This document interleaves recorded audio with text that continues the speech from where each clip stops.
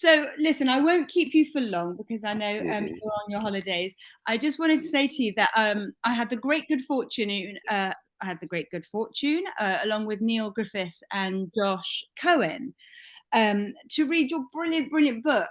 And Thanks. it's lovely to have the opportunity to chat with you about it because, of course, you were one of our shortlisters. Um, Yes. I really, really loved it. Can I just ask you a quick question of like, this is a big Yes. question. You can keep it as quick as you like. Mhm. What was it that made you sit down and write this story?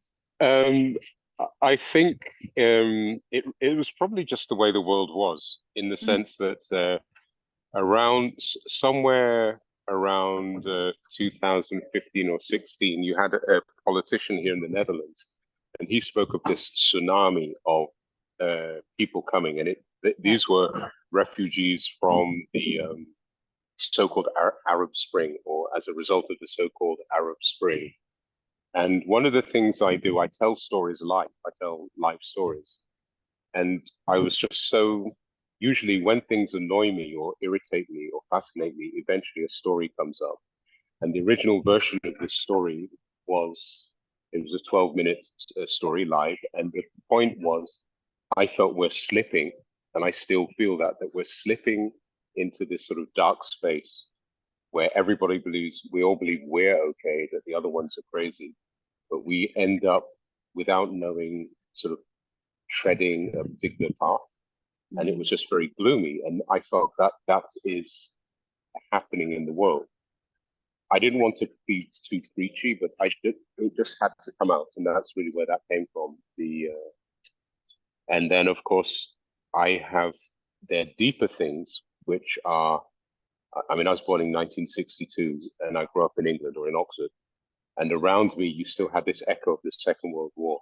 So there was lots of Second World War stuff. There were lots of comics and things, and I would read books.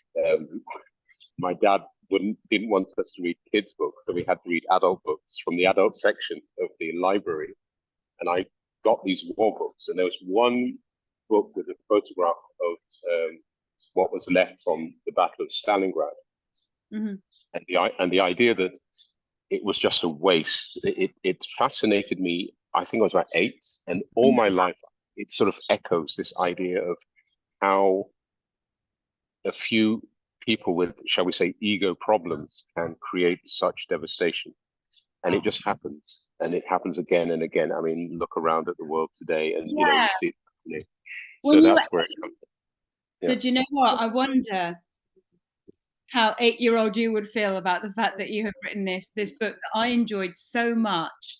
Your lightness of touch when you are saying such powerful, impactful stories was my own personal favorite of this, and there were so many really strong contenders for this award, and I am so happy to tell you that we chose you as our winner. Well, Congratulations. thank you so much. It's yeah.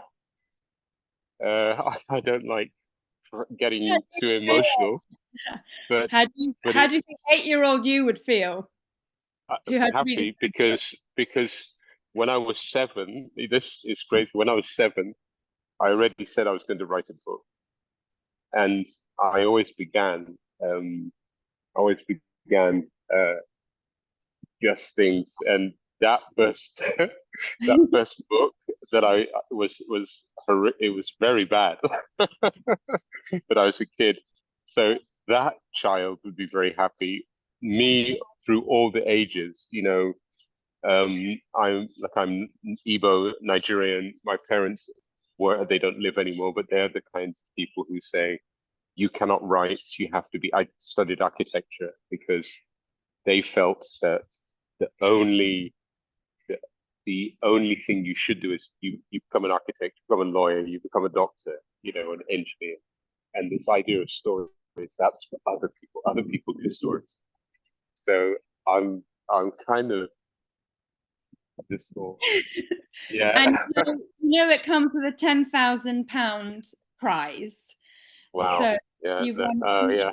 100%, so go and get yourself the biggest ice cream on holiday. Um, This. Yeah. it Wow. it has been such a pleasure and a joy and a treat for me to be the one to tell you. Thank you so, Wow. so much.